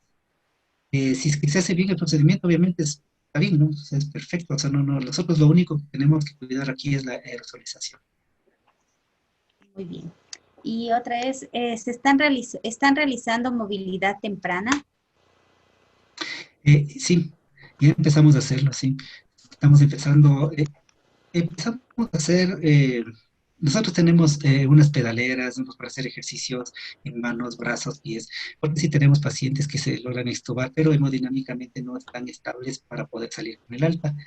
Y de acuerdo a la calificación que nosotros tenemos, sí, pues sí les apoyamos. En nuestra unidad no están entrando todavía los pacientes, nuestros compañeros que hacen la terapia física, porque sería algo no tenemos por qué exponer más a más personal ante esta enfermedad. Entonces nosotros lo estamos haciendo de la parte de la movilidad temprana. Obviamente nosotros tenemos cuando un paciente ya logra una extubación de 48 horas, ya pues tratamos de darle el alta lo más rápido posible. Tenemos una fila de pacientes que nos están esperando para entrar a la unidad. Entonces, sí, la movilidad temprana, de acuerdo a la calificación que nosotros hacemos y de acuerdo a las restricciones y toda la incomodidad que tenemos con el EPP de cuarto nivel y todo, sí, sí la estamos haciendo. Resultados todavía no vemos en estos pacientes, estamos recién un mes, no se puede hablar todavía de cómo nos fue. Espero que no se tarde más de un mes más y todo esto comienza a normalizarse, ¿no? Pero después veremos los resultados, que por lo general son muy buenos. Perfecto. En pacientes con una hipoxemia leve, ¿qué técnicas de reclutamiento alveolar están recomendadas y qué han tenido eficacia? ¿Qué tan efectivo es el uso del incentivo respiratorio en pacientes con hipoxemia leve? Bastante bien, bastante bien. Bueno, reclutamiento alveolar en pacientes con hipoxemia leve, que tenemos una confianza sobre 50, 60 y una resistencia de menos de 8, 10. Entonces significa que el paciente no es reclutable. O sea, no podemos reclutarle porque los alveolos están bien. Pero en esa hipoxemia leve el tratamiento específico es oxigenoterapia y mantenimiento de la permeabilidad con ejercicios inspiratorios que nos va muy bien el incentivo respiratorio. Que sí les aconsejo utilizar el incentivo volumen, no el de presión. De las tres pelotitas, las tres bolitas, no nos va muy bien. Ese es de presión. Vamos a utilizar el volumétrico, que son unos amarillos grandes. Ese nos va perfecto. Y se estamos utilizando bastante. Muy bien. El ventilador de alta frecuencia fue una salvación en el H1N1 para pacientes de 1 a 18 años, con todos los diagnósticos similares del COVID. ¿Por qué no se puede utilizar el mismo ventilador de alta frecuencia, ya que se maneja volúmenes menores en el espacio muerto? Así es. Eso te comentaba, nosotros tenemos el equipo. No hemos necesitado usarlo todavía, porque nuestros pacientes no han necesitado, no hemos llegado a una hipoxemia refractaria que suponga que nosotros tenemos que utilizar este tipo de... como te digo, hemos utilizado esto antes, no digo que algún rato tal vez lo podamos utilizar, ojalá que no, porque significa que el paciente estaría terriblemente mal, y si no es esa la ventilación de alta frecuencia, tenemos que utilizar en este tipo de pacientes un ECMO, ¿no? Que ese equipo no lo tenemos en los hospitales. Al menos aquí en Quito no estoy seguro que no tiene, pero esa sería la última medida que se puede hacer para poder salvar a estos pacientes. Incluso hemos tenido informes y sí, me imagino que ustedes pudieron ver de trasplantes pulmonares en pacientes COVID. Le hicieron un trasplante pulmonar en China, hicieron en Wuhan, me parece, hicieron un trasplante pulmonar porque la hipoxemia refractaria de este paciente fue tan terrible que el daño pulmonar fue horrorosamente Entonces hicieron un trasplante pulmonar que hasta tengo entendido hasta ahora que fue bastante bien, ¿no? Incluso se puede hacer eso. Tenemos muchos pasos que tenemos que podemos seguir para poder tratar a estos pacientes. No he negado la ventilación de frecuencia, se puede utilizar. Como te digo, no esperamos que no se utilice, pobre paciente que tiene que utilizar eso, sería terrible, pero sí está en nuestra visualización de utilización ese tipo. Excelente. Dice, en vista de que muchos profesionales que están trabajando con pacientes COVID están apartados de sus familias, ¿cuál es el consejo frente a esto? Esta es una parte muy, muy delicada de nuestro trabajo, ¿no? En la unidad. Tenemos muchas personas que por seguridad se quedan aislados de su familia porque tienen niños pequeñitos. Incluso el gobierno hizo que muchas personas que están en etapa de lactancia o en embarazo tenían que salir a hacer teletrabajo. Compañeras nuestras salieron con enfermedades catastróficas, ese tipo de cosas. Entonces, la parte psicológica nuestra es bastante dura, ¿no? Pero bueno, una vez, yo me acuerdo que conversaba con mis compañeros y le decía, todos estábamos preocupados justo una semana antes de que nos llegue el primer paciente acá a nuestra unidad y todo eso. Entonces les decía yo, bueno, ahora sí, para esto estamos hechos, ¿no? Nosotros hemos estudiado y para esto estamos hechos y estamos trabajando en esto. Y ahora pues vamos a demostrar que estamos hechos. Entonces mis compañeros tuvieron supieron oír esos consejos nuestros, todos estamos apoyándonos entre todos. No es que solo nosotros hagamos nuestro trabajo, siempre estamos en unión muy cercana con las enfermeras, con los médicos, con los auxiliares, con las señoras de limpieza. Es un grupo súper unido y de esa manera hemos podido sobrellevar bien el trabajo tan impresionante que tenemos nosotros, ¿no? Aparte de eso, nosotros tenemos el apoyo psicológico. Una psicóloga todo el tiempo antes de entrar nos dirige unas palabras, nos hace un poco de ejercicios respiratorios y nos da unos consejos súper útiles que nos ha ayudado bastante para nosotros. No, obviamente no es lo perfecto, lo nuestro sería estar con con nuestra familia, ¿verdad? Pero el trabajo nuestro es así y por eso estamos hechos, ¿no? Y vamos a seguir esto y vamos a seguir afrontando lo que nos toque afrontar. Perfecto. Tenemos dos preguntas más para ir cerrando. Entonces dice, en el proceso, no sé si lo pronuncie bien, ¿no? Pero, porque no sé muy bien la terminología de respiratoria. En el proceso de weaning, ¿por qué no se usan los PS7 y los PEP0? En la extubación también están usando el aerosol box. Exactamente. Sí, sí. Bueno, eso les decía, nosotros tenemos los predictores de extubación. El P01 tenemos en nuestros ventiladores también. Lo está usando algunos médicos que quieren usarlo, otros no. Nosotros básicamente estamos utilizando los tres sistemas que les había comentado de destete para la ventilación mecánica, ¿no? Los predictores de extubación. Y todos estos elementos, como les decía, lo tenemos, lo podemos utilizar. Pero el consejo que les digo nos va muy bien. Nos va muy bien, con cualquiera de ellos va muy bien, pero nosotros estamos utilizando en esta pandemia los procedimientos que nosotros tenemos más experticia y que nos ha dado muy, muy buenos resultados, ¿no?